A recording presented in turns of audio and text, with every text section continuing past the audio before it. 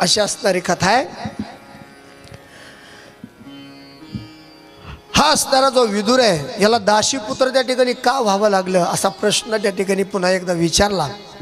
सांगू लागले, मांडवी ऋषीला शूळावर देण्याचा कार्यक्रम चालू होता। शूळावर पहिलं फाशी, आता फाशी देतात, पहिलं शूळावर दिलं जायचं। मांडवी ऋषीला शूळावर देण्याचा कार्यक्रम चालू होता। त्याच वेळेला काही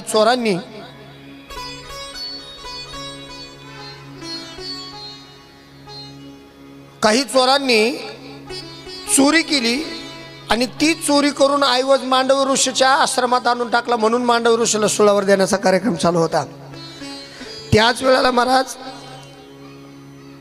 शूळावर देत असताना तो शूळ महाराज या मांडवी ऋषीच्या पोटामध्ये प्रवेशच करेना। राजाला चूक कळाली, राजानं माफी मागितली मांडवी ऋषीची। मांडवी ऋषी म्हणले, तू माफी मागू नको, मला ते यमधर्माकडे पाहू दे म्हणले, कारण मला माझे सगळे जन्म आठवतात, माझ्याकडून कधीच पाप घडलं नाही, मग मला का शूळावर देण्यात आलं।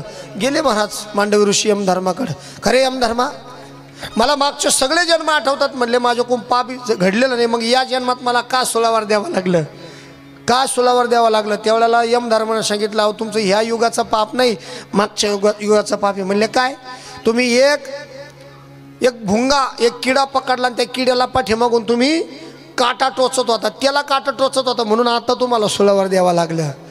मांडवी ऋषी म्हणले, अरे त्यावेळेला माझं वय 12 वर्षाचं होतं, मला माहिती आहे माझं वय 12 वर्षाचं होतं, आणि 12 वर्षाच्या लेकराला पाप पुण्य लागत, 12 वर्षाच्या लेकराला पाप पुण्य लागत नाही। तुम्ही म्हणाल पाप पुण्य कोणाला लागतं, 12 वर्षाच्या मुलानं जर पाप पुण्य की पाप केलं तर ते पाप त्याच्या आईबापाला फेडावं लागतं। कोणाला, आईबापाला। म्हणून मुलं संस्कारी करा, मुलांवर संस्कार करणं गरजेचं आहे। 12 वर्षाच्या मुलांना पाप केलं तर ते आईबापाला फेडावं लागतं। तेवढी माझं वय त्यावेळेला 12 वर्षाचं होतं, मला माहिती आहे, मग मला आता का, आणि चूक माझी नाही म्हटले, हे जे ऐवज आणून टाकला हा मी नाही टाकला म्हटले, मग जा यमधर्मा म्हणले तुला शाप देतो। मांडवी ऋषीनं शापच देऊन टाकला, जा तुला दासीपुत्र व्हावा लागेल, आणि तोच हा विदुर दासीपुत्र म्हणून जन्माला आला यमधर्मा। अशी दासीपुत्राची कथा त्या ठिकाणी सांगितली। मांडवी ऋषीला त्या ठिकाणी शाप दिला आणि त्याला दासीपुत्र व्हावं लागेल असं त्या ठिकाणी सांगितलं, तोच हा विदुर आहे। शंतनूचा ज्या वेळेला विवाह झाला ना सत्यवती बरोबर, कथा आहे का ध्यानात तुमच्या, तिचं नाव काय होतं सत्यवतीचं, मत्स्यगंधा, अजून दुर्गंधा, वा वा वा वा, तुमच्या लक्षात राहते बरं सगळं। शंतनू आणि सत्यवती दोघाचा विवाह झाला। आता दोघाचा विवाह झाल्यानंतर या सत्यवतीला 2 मुलं झाले, एकाचं नाव होतं विचित्रवीर्य आणि दुसऱ्याचं नाव होतं चित्रांगद। चित्रांगद आणि विचित्रवीर्य असे 2 मुलं त्या ठिकाणी जन्माला आले। त्याच वेळेला भीष्माचार्याने एका राजाच्या 3 मुली पळून आणल्या होत्या, अंबा, अंबिका आणि अंबालिका। 3 जणी मुली पळून आणल्या, आणि त्या मुली पळून आणल्यानंतर अंबिका आणि अंबालिका या दोन मुलीचे लग्न विचित्रवीर्य आणि चित्रांगदाबरोबर लावून दिले, शंतनूच्या मुलांबरोबर। एक राहिली होती आंबा। ती आंबा म्हणणे भीष्माचार्याला तुम्हाला पळून आणलंय ना, आता त्या दोघींचे लग्न झाले, पण माझ्या संग कोणी लग्न करणार नाही म्हणले, तू माझ्या संग लग्न कर। भीष्माचार्य म्हणले, अरे हा जन्म ब्रह्मचारी राहण्याची प्रतिज्ञा केली, मी तुझ्याशी लग्न करणार नाही। ती म्हणली, मग माझ्या संग लग्न करणार नाही ना, जा म्हणले, तुझ्या मरणाला कारणीभूत मी ठरल। तीच आंबा पुढे श्रीखंडी म्हणून राहिली, शिखंडी म्हणून। आणि ज्या वेळेला भीष्माचार्याला देव भेटायला आले, शरपंजरी पडले, त्यावेळेला ती शिखंडी समोर आली, आणि तिला पाहिल्यानंतर भीष्माचार्यानं जीव सोडून दिला होता, ती असणारी आंबा। आता दोघींचा विवाह झाला, अंबिका आणि अंबालिकाचा, विचित्रवीर्य आणि चित्रांगदाबरोबर विवाह त्या ठिकाणी झाला। पण झालं असं, या सत्यवतीचे जे 2 मुलं आहेत त्याच्यापैकी चित्रांगद होता, याला रोग झाला आणि तो तरुण अवस्थेमध्येच मरण पावला। चित्रांगद रोग झाला, तरुण अवस्थेतच मरण पावला। पुढे जो विचित्रवीर्य भाऊ होता त्याचा, तोही युद्धामध्ये मारला गेला।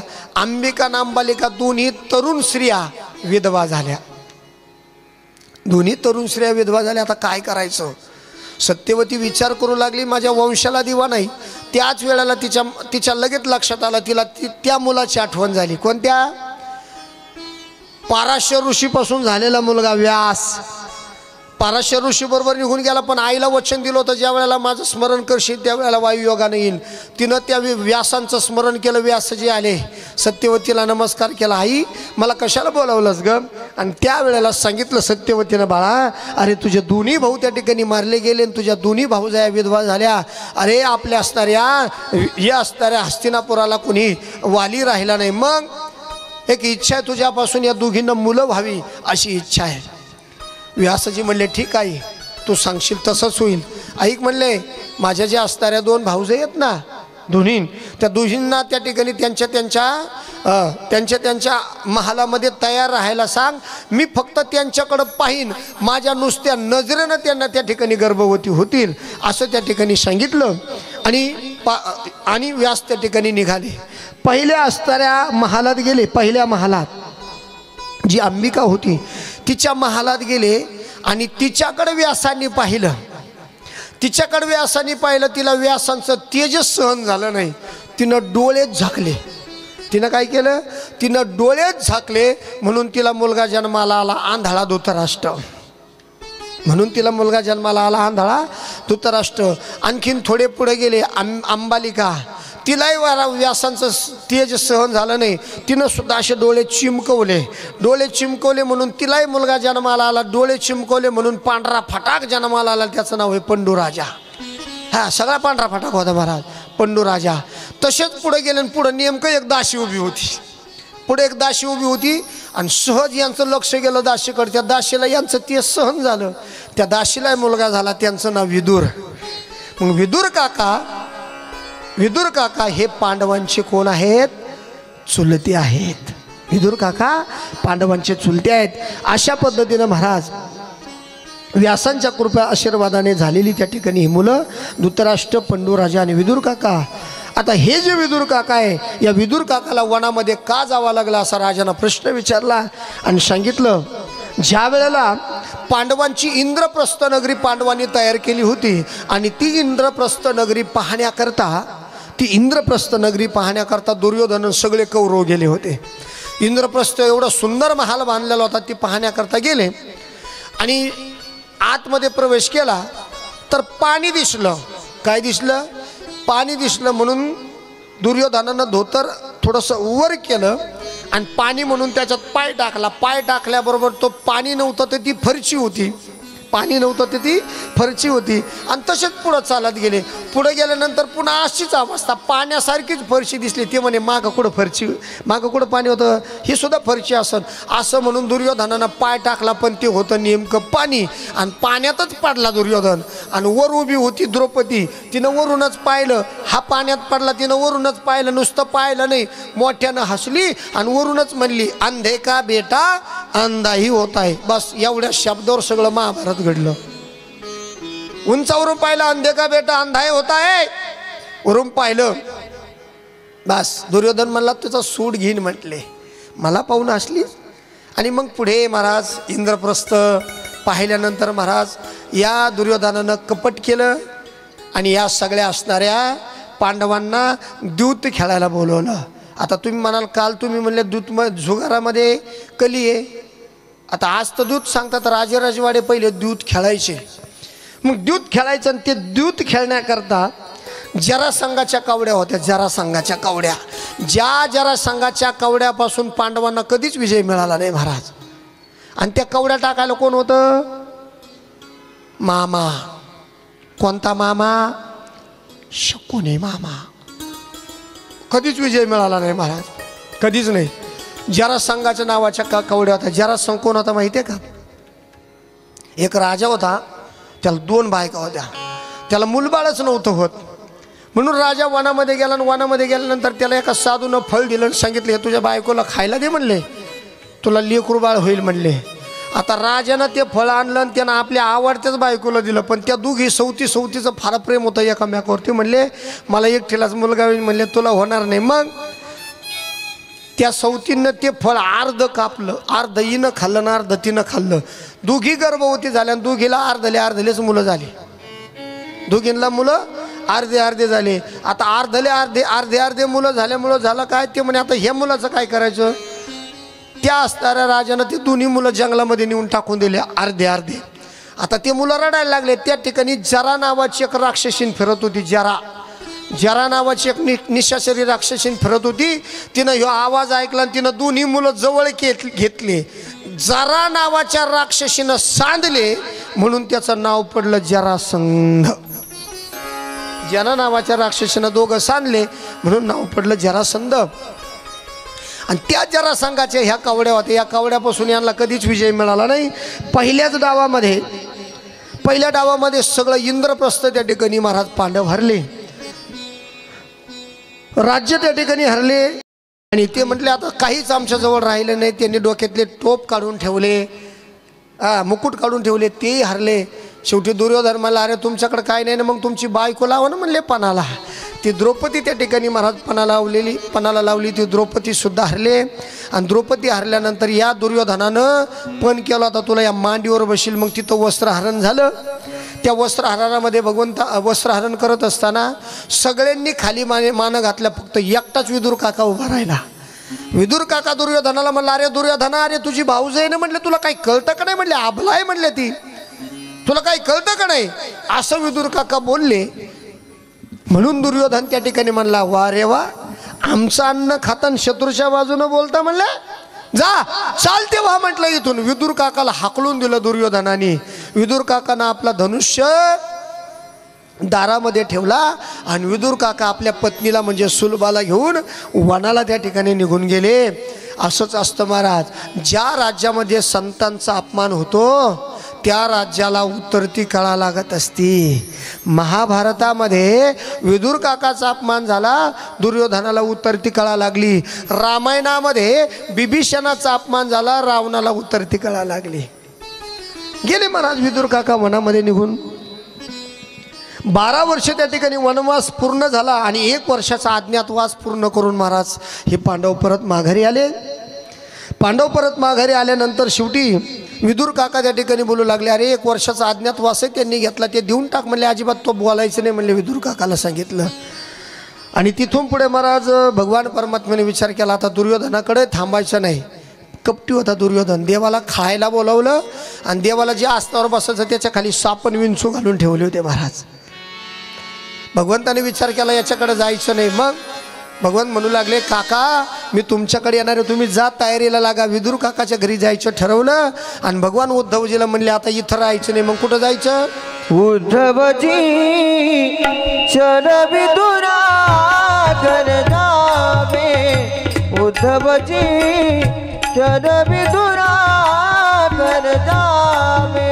उद्धवजी चल विदुरा घर जावे.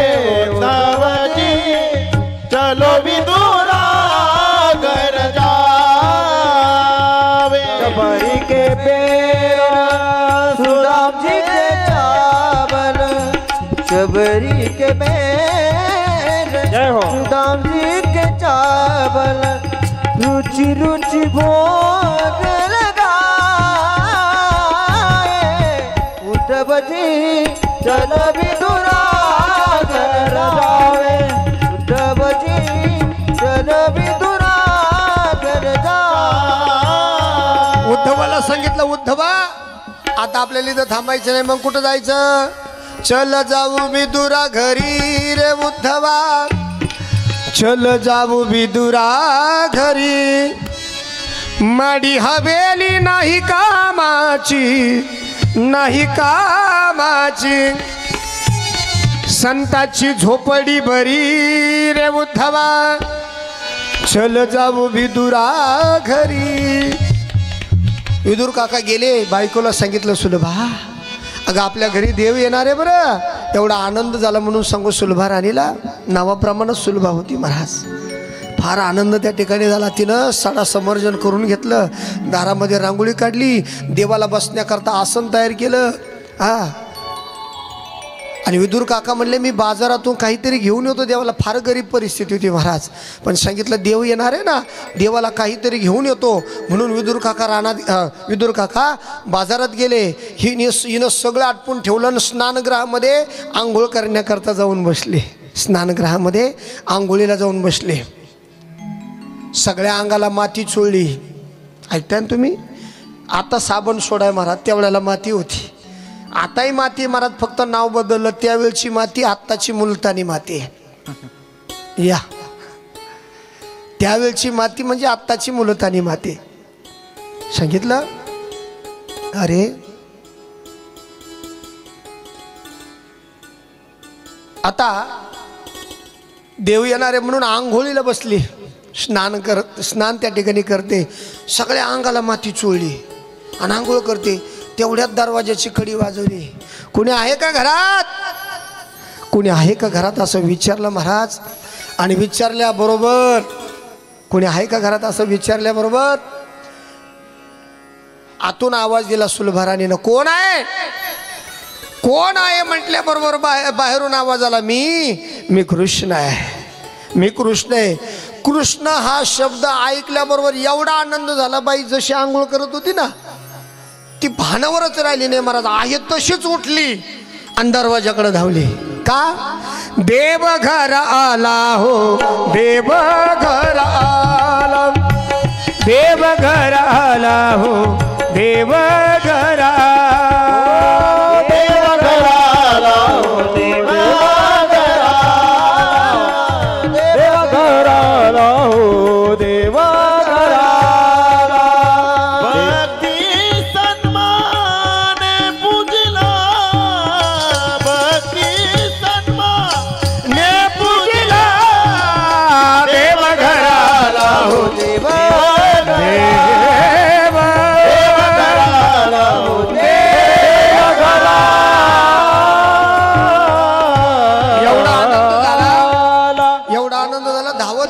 दरवाजा उघडला. देवा या, देवा या. देवाचा हात पकडला आणि जी आसन देवाला बसायला ठेवलं होतं ना, एवढी विभोर त्या ठिकाणी होऊन गेली. जी आसन देवाला बसायला ठेवलं त्या आसनावर स्वतः जाऊन बसली आणि देवाला खाली बसवलं.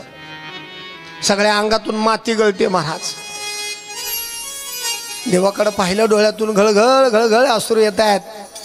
देवा एकटक देवाकडे पाहू लागली. देवही तिच्याकडे पाहतोय. काय महाराज बघा तुम्ही कसं दृश्य असेल बरं. देव तिच्याकडे पाहतोय, ती देवाकडे पाहते. जिथं आसनावर देवाला बसायचं त्याच्यावर ती बसली आणि देवाला खाली बसवलं. पाहतात एकमेकाकडं. डोळ्यातून गळगळ गळगळ अश्रू त्या ठिकाणी आले.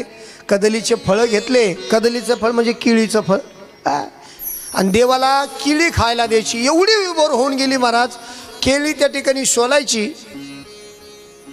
आणि सालपट देवाला खाऊ घालायची. सालट देवाची, देवाला सालपट. तरी देवानं महाराज आनंदानं त्या असणाऱ्या सुलभाराणीच्या हातानं सालपट खायला सुरुवात केली. उद्धव दारात उभे आहेत. उद्धव सगळं पाहतात. त्यांची हिंमतच व्हायना सगळं दृश्य पूर्ण आत येण्याची. दारातच उभे. तेवढ्याच विदुर काका आले. ओ उद्धवजी, अहो व्हा ना आतमध्ये. आमच्याकडे काय गोशा पद्धत आहे का म्हटले. चला ना म्हणले आतमध्ये. उद्धव म्हणले तुमच्यात गोशा पद्धत नाही हे मला कळालंय, पण हे असं बघा म्हणले हे सोंग. उद्धवजी बाजूला झाले. विदुर काका आतमध्ये आले. पाहतात तर बायकोच्या अंगातून सगळी माती गळते. आसनावर देवाला बसवायचं तर ती बसले. देवाला खाली बसवलं आणि सालपट खाऊ घालते आणि देव खातोय. दुरूनच त्या टिकून बोलू लागले, अगं सावध हो, भानावर ये ना म्हटले. भानावर आली महाराज. भानावर आली, लाजली आणि स्नानगृहामध्ये पळाली. विदुर काका देवाच्या समोर गेले. हात जोडून उभे राहिले. काका कुठे गेला होतात म्हटले तुम्ही. देवा तुमच्याकरता मिष्टान्न आणण्याकरता गेलो होतो. विदुर काका बोलू लागले, देवा तिची चूक झाली रे देवा. ज्या ठिकाणी तुला बसवायला पाहिजे होतं तिथं ती बसली. आणि देवा अरे तिनं तुला सालपट खाऊ घातले रे. केळीचे सालट खाऊ घातले.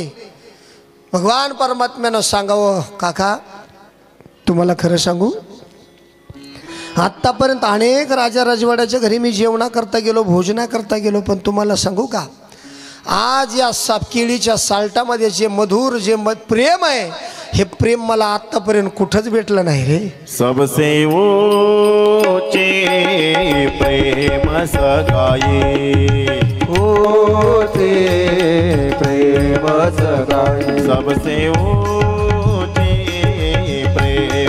सगाई होते प्रेम सगाई दुर्योधन का मेवा त्याग्यो दुर्योधन का मेवा त्याग्यो साग विदुर घर खाई सबसे होते प्रेम सगाई होते प्रेम सगाई सबसे होते प्रेम सगाई सबसे उच्च प्रेम सगाई.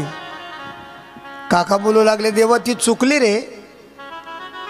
भगवान बोलू लागले असंच कुणीतरी माझ्याकरता चुकावं. अशी चुकलेली माणसं मला फार आवडतात. अशी चुकलेली माणसं मला फार आवडतात. पाय धरले देवाचे. अशा पद्धतीने विदुर काकाची कथा त्या ठिकाणी सांगितली जाते. विदुर काका वनामध्ये त्या ठिकाणी निघून गेले. महाभारताचं युद्ध सुरू झालं. विदुर काका वनात निघून गेले. महाभारतातील युद्ध पूर्ण झालं. पांडवांना राज्य दिलं आणि भगवान द्वारकेला निघून गेले. उद्धवाला जाताना सांगून तत्वज्ञान सांगून गेले. उद्धवाला सांगितलं तुला मैत्र्याला तू तत्वज्ञान सांगा. मैत्र्याला सांगितलं तुला माझा विदुर भेटेल. त्या विदुराला तत्वज्ञान सांग. अशा पद्धतीनं तत्वज्ञान सांगून उद्धव आणि विदुर काकाची पुन्हा भेट झाली यमुनेच्या काठावरती. दोघांनी आनंद झाला. उद्धव विदुर काकाचा संवाद झाला. भगवान निज धामाला निघून गेले ही बातमी विदुर काकाला कळाली. रात्रभर दोघंही त्या ठिकाणी महाराज भगवंताच्या लीलाची आठवण करतात. आणि आता इकडं मात्र ब्रह्मदेवाला सृष्टीची निर्मिती करायला आज्ञा दिली होती. ब्रह्मदेवानं सृष्टीची उत्पत्ती करायला सुरुवात केली. सगळ्यात अगोदर 4 मुलं त्या ठिकाणी महाराज ब्रह्मदेवानं निर्माण केली. त्यांना सनकादिक संत म्हणतात. सनत, सनंदन, सनातन आणि सनत कुमार असे 4 जण त्या ठिकाणी जन्माला आले. ते वनामध्ये निघून जातात. नंतर ब्रह्मदेवाच्या भुरकुटीतून एक पुत्र जन्माला येतो. त्याचं नाव रुद्र आहे. त्याचं नाव काय? भुयातून एक पुत्र जन्माला आला. त्याचं नाव रुद्र आहे. रुद्रापासून भूत आणि पिशाच निर्माण झाले. नंतर ब्रह्मदेवाला परत 10 मुलं झाले. मरीची, अंगिरस, पुलस्य, पुलह, कृतू, भृगु, वशिष्ठ, दक्ष, नारद अशी मुलं त्या ठिकाणी झाली. सर्वांना सृष्टीची रचना करण्याची आज्ञा दिली. त्यातले काही ब्रह्मचारी राहिले. आता ब्रह्मदेवाच्या 2 अंगापासून एक युगुल तयार झालं. एक जोडी निर्माण झाली. त्या जोडीचं नाव आहे मनु आणि शतरूपा. आणि या मनु आणि शतरूपाला सांगितलं तुम्ही दोघांनी विवाह करा.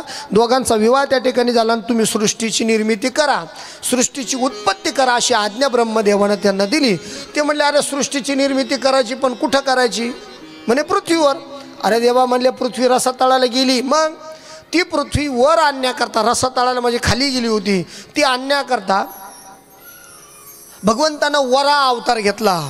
वराह भगवान की जय. भगवंतानं वराह अवतार घेतला आणि आपल्या नाकानं महाराज पृथ्वी त्या ठिकाणी महाराज शोधून वरती आणली. आणि त्या पृथ्वीवरती त्यावेळेला हिरण्याक्षाचा भगवंताचा युद्ध त्या ठिकाणी झालं.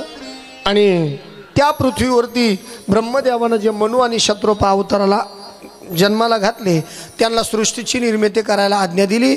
आता मनु आणि शतरूपा, मनुपासून सृष्टीची निर्मिती झाली म्हणून आपण मानव आहोत. ऐकताय तुम्ही? मनुपासून सृष्टीची निर्मिती झाली म्हणून आपण सर्वजण मानव आहोत. आता पृथ्वीला वर आणलं त्या ठिकाणी महाराज. आणि हिरण्याक्षाचा वध भगवंतानं केला. सनकादिक संत ज्या वेळेला वैकुंठ धामामध्ये गेले, त्या वैकुंठ धामामध्ये गेल्यानंतर तिथं 2 द्वारपाल होते महाराज. एकाचं नाव होतं जय आणि दुसऱ्याचं नाव होतं विजय. या असणाऱ्या सनकादिक संतांना त्यांनी अडवलं. त्यांनी वैकुंठ धामामध्ये प्रवेश करू दिला नाही. म्हणून या असणाऱ्या सनकादिक संतांनी या जय आणि विजयाला द्वारपालाला शाप दिला. आसुर व्हाल, आसुर व्हाल, आसुर व्हाल 3 वेळाला शाप दिला. म्हणून तेच सत्ययुगामध्ये हिरण्याक्ष आणि हिरण्यकश्यप म्हणून आले.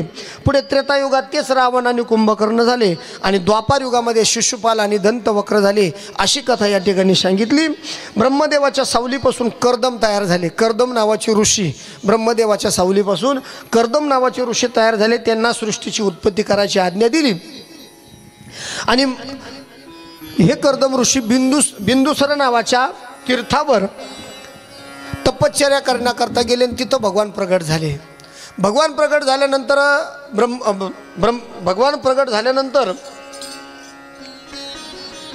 या कर्दमाला त्या भगवंतानं विचारलं तुला काय पाहिजे? ते म्हणे काय नाही. म्हटले मला ब्रह्मदेवानं सृष्टीची आज्ञा करायला सांगितले. म्हटले मला सृष्टी निर्माण करायला सांगितली, पण त्याकरता सृष्टी निर्माण करायची, पण त्याकरता एक चांगली पत्नी असावी, आणि ती पत्नी मिळाल्यानंतर देवा तूच माझ्या घरी अवताराला यावं अशी माझी इच्छा आहे कर्दमाची. ही इच्छा कर्दमानं बोलून दाखवली.